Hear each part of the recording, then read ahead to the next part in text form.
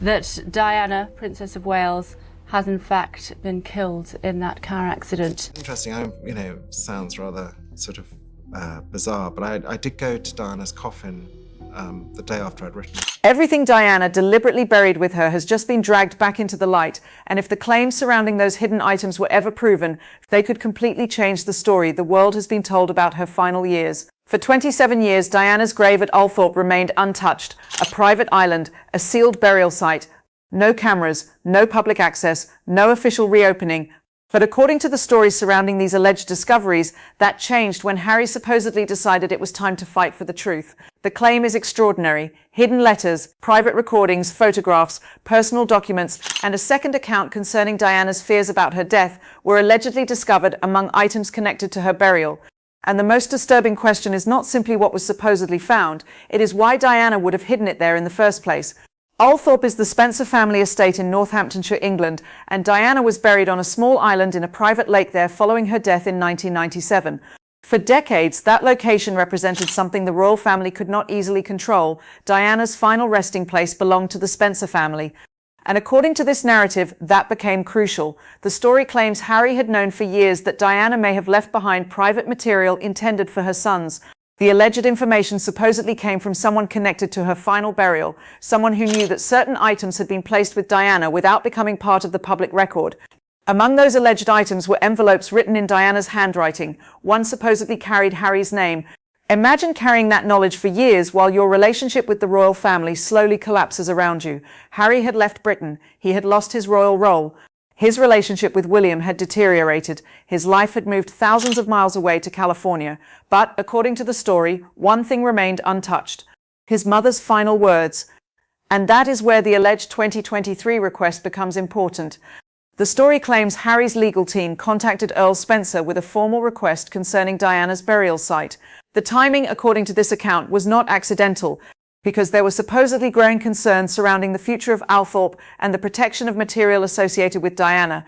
Earl Spencer, according to the narrative, understood immediately what Harry was asking, and eventually the decision was made. They would open the burial chamber, but before the alleged discovery, there was another piece of information that made the entire story even more disturbing. Diana had repeatedly expressed fears about her future. She had spoken to people close to her about the possibility that she would not survive to see 1998. She had also left behind written material expressing her concerns about her safety. That much is part of the historical record surrounding Diana's final years. But this story takes that idea much further. It claims Diana deliberately created a private archive, a record containing things she had witnessed, people she distrusted, conversations she remembered, and information she believed might eventually become important. And instead of keeping it in a palace, a safe, or with a trusted friend, she supposedly chose the one place she believed nobody could easily reach, her grave. According to the story, Diana's burial site was not simply a resting place, it was intended to become a time capsule. A message from a mother to her children, waiting for the day someone would finally open it. Then came the alleged morning at Althorp. The story describes a small team arriving before dawn. Preservation specialists, engineers, funeral experts, a photographer documenting the process. The press supposedly knew nothing. The atmosphere was quiet. Every movement was carefully recorded, and eventually the burial chamber was exposed. For the first time in decades, the interior was allegedly visible. The team then compared what they found against the original burial records, and according to the narrative, something did not match.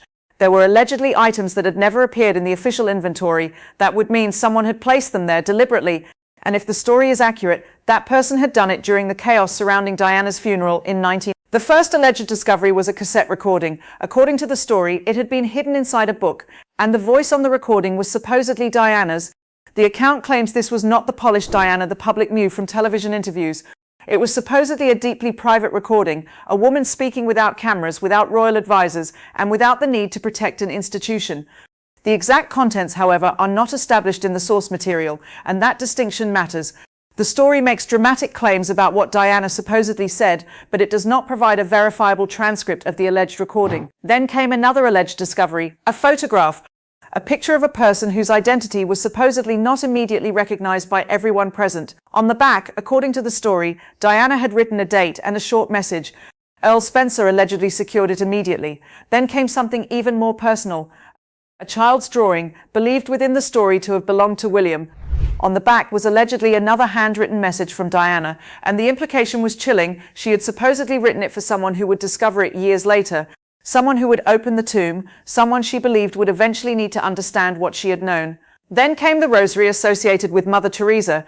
The rosary had reportedly been connected with Diana and was among the items expected to be present at her burial, but the story claims something else had been concealed with it, a small object, something supposedly unnoticed for nearly 3 decades.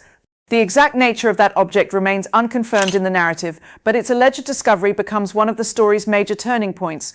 Because after that, the technical team supposedly stepped away. What happened next was described as family business, and waiting outside were the people who had spent hours documenting everything. Inside, according to the story, were letters allegedly written by Diana, one for William, one for Harry, one for Earl Spencer, and others whose recipients were supposedly never publicly identified. That immediately raises the biggest question. Who else did Diana supposedly need to speak to badly enough that she would hide her words underground for 27 years? The alleged letter to William was described as deeply personal. According to the story, Diana wrote about his future as king, the burden of the monarchy, the loneliness that could come with becoming sovereign, and the difference between institutional expectations and genuine happiness. She supposedly warned him about choosing a partner based on what the institution wanted rather than what he needed as a human being. The letter allegedly contained painful reflections about Charles, the collapse of her marriage, and what she had experienced inside royal life. But William's alleged letter was not simply a warning, it was supposedly a mother's attempt to prepare her son for a future she believed could consume him. Harry's alleged letter was different. According to the story, Diana spoke directly to the part of Harry that had always struggled to fit into the royal structure. She supposedly told him that he was loved not because he was a prince, but because he was her son. And the story claims she left him a message that would become eerily relevant decades later. If the institution ever destroyed his happiness and his sense of self, he should have the courage to walk away. That interpretation fits neatly into Harry's later decision to leave royal life.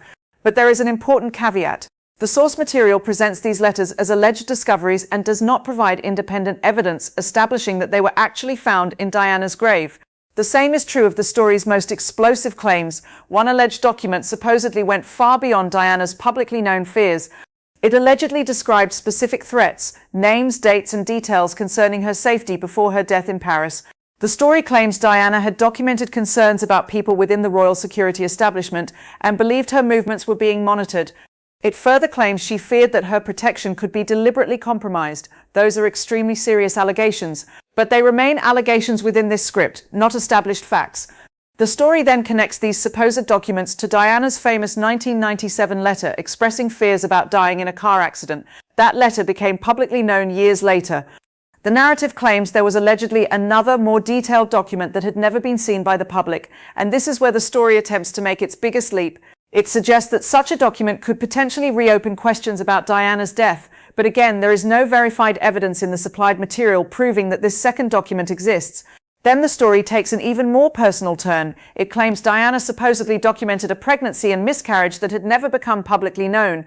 According to the narrative, she described the relationship surrounding that pregnancy as one of the few periods when she felt genuinely loved. She allegedly named the father, and the story claims that this information was among the private documents preserved for decades. If true, it would be deeply personal material. But once again, the source does not independently establish that this alleged document exists. That distinction is critical, because the story then moves toward its most explosive claims about Camilla. According to the narrative, Diana had supposedly kept private records describing incidents involving Camilla that went beyond the affair already known to the public. The story describes alleged diary entries, conversations, and warnings. One alleged incident involves a phone conversation between Charles and Camilla that Diana supposedly overheard. The story claims Diana recorded statements suggesting that she was viewed as unstable, embarrassing, and an obstacle to Charles's future. It then alleges that Camilla delivered an ominous warning to Diana personally, implying that Diana had nowhere left to go and that something was coming. Again, these are presented in the script as claims, not independently verified events, but the reason this part of the story is so powerful is simple. Diana had already spent years describing how isolated she felt. Her marriage had collapsed publicly, her relationship with the institution had become increasingly difficult, and her private struggles had become global entertainment. So the idea that she might have secretly documented everything is exactly the kind of mystery that keeps people asking questions decades later. The story then claims that Charles and Camilla became extremely concerned after learning about the alleged discovery. Camilla supposedly wanted the opening delayed. Earl Spencer supposedly refused, and the reason was simple. If the materials were genuinely located on Spencer property and belonged to Diana's family, the royal family would not automatically control them.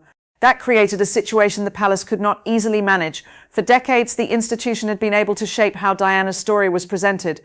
But this alleged archive would belong to someone else. That is what makes the story's final question so compelling. What happens if everything is released? William, according to the narrative, would prefer privacy. Harry would supposedly want Diana's voice heard. Earl Spencer, meanwhile, is portrayed as holding the final decision. And if the alleged archive really exists, he could determine whether Diana's most private words ever reached the public. That creates two possible futures. In one, the material remains sealed and Diana's alleged final messages stay hidden for another generation. In the other, everything becomes public. And if even a fraction of the claims in this story were ever independently verified, the consequences could be enormous. But there is one final point that matters more than all the alleged secrets. Diana's story has always been surrounded by competing narratives, speculation, investigations, grief, and unanswered questions. That is why extraordinary claims about hidden letters, secret recordings, and buried evidence must be separated from documented history. The real mystery is not simply what Diana supposedly left behind. It is why, almost 3 decades after her death, the world is still searching for the final version of her story.